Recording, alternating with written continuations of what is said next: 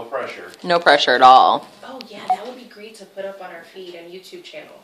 Yep. I'm on it. All right, so Don't here's cuss. where we're at in timeline right here. We're in 2013. All right. We're about to be in 2014. So all the carriers right now are pricing for membership, not profitability. So all of the groups that you've got early renewals on, the goal is to get them into the 12-1 cycle.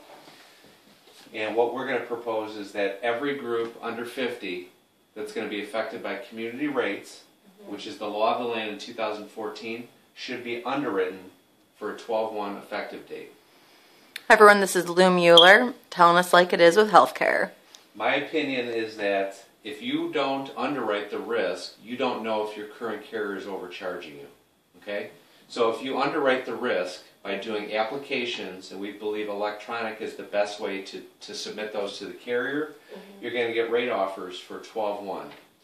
So you have a current carrier offer on the table, you get 3 competing rate offers, then you can say with 100% certainty where's your best premium spent in the next 12 months.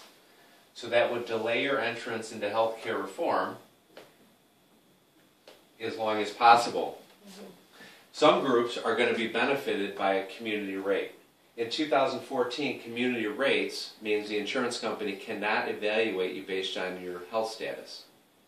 For companies that are unhealthy, have a poor industry, those are going to be benefited in a community rate environment.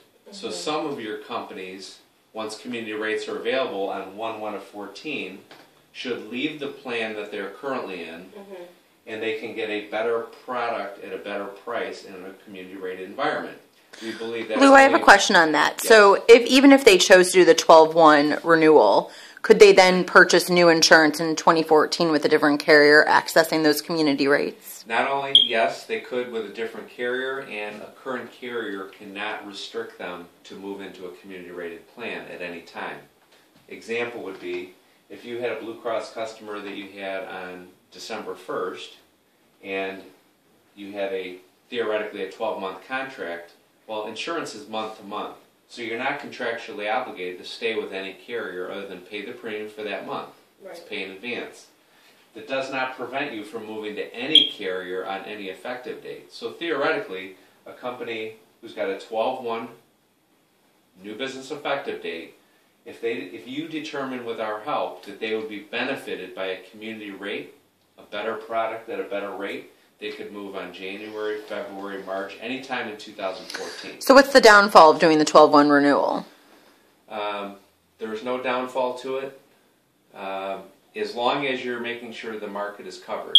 In other words, if you know that that current carrier has a rate and you go to 3 competing companies, then you can say with 100% certainty all day long what your recommendation is to move on December 1st. Either stay with your current carrier or move to one of the alternatives. Awesome. So this is the 12-month why December 1st is the biggest and most effective or most important effective date in a long time. Because if it's to your benefit, you want to delay entrance into the healthcare reform plans as long as possible. If it's to your benefit in the community rated plans and you've done an electronic enrollment, we can take that data, send it to a new insurance company with new employer paperwork, and drop you into a community rated plan if that's to their benefit. Okay? Now, over a 5-year period, let's do this.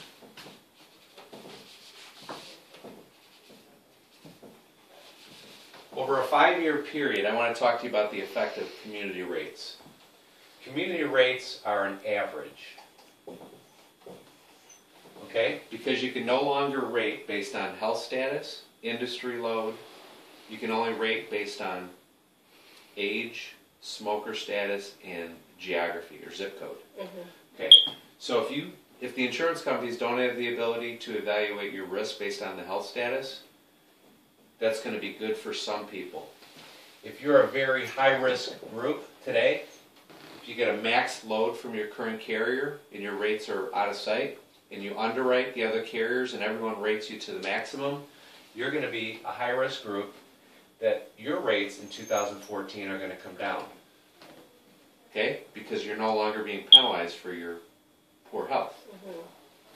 A low-risk group who has very favorable health history, very lack of health conditions, good industry in terms of how the insurance companies view you, their rates in 2014 are going to go up. And some of the estimates we've seen from insurance companies, some as high as 40, 60, 80%. Depending on who you read, the rates are estimated to go up significantly. We see, based on the book of business that we have gotten data from the insurance companies on, that a lot of companies are going to go up substantially. So that's why it's to their benefit to change to a 12/1 effective date. Some companies call it an early renewal, some call it a alternate plan year renewal, whatever you want to call it. If they're giving you an offer that's substantiated by the other insurance companies, it's a good deal, you should take it. Now, long term, even if you change a company on that 12/1 date, 12/1 of 13, and that delays our entrance into healthcare reform into the community rated plans until 12 of 14, what happens then is that you have to determine whether or not they're a low risk or a high risk group. If you've done that on the front end by doing an electronic enrollment, and we know that 3 carriers rate you up 0, so you're a good risk, we know that you're going to be negatively impacted by community rates. So you're going to need some alternatives in the market. There are carriers that have products that are considered self-funded. Self-funding is a different type of insurance plan that pushes a little bit of the risk off to from the insurance company onto the insured. However, companies who are low risk are going to benefit by those types of contracts. Companies that are high risk are not going to benefit by that because the high risk groups, their rates are coming down. Now, Lou, typically self-insuring for a small business can be dangerous. How would that make sense after the healthcare legislation rules in? Well, because of the healthcare legislation rules, we've seen carriers come up with contracts that have a self-funding element to them, which means they are somewhat exempt from some of the healthcare reform pieces. However, they realize that too much risk on a small business doesn't make sense. So they've altered or changed how their contracts work, and now they're considered level funded. So a level funding premium is a self-funded contract on paper which removes the significant liability to a small company that prevented most of them from taking advantage of a self-funding contract in the past. And when I say level funding, that means we will evaluate their risk because they can ask health questions in a community rated environment. They're exempt from the community rates.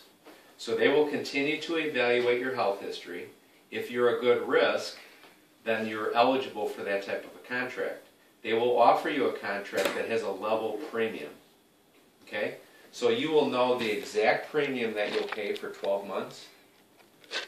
And it doesn't matter if your group performs very well or very poor during that time.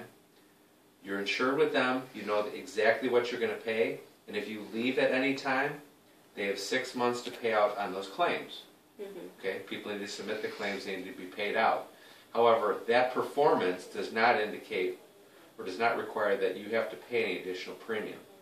Your responsibility under a level funded contract is to pay your premium, and if you leave that self-insured company, they have 6 months, the administrator has 6 months to pay the claims, and that's it.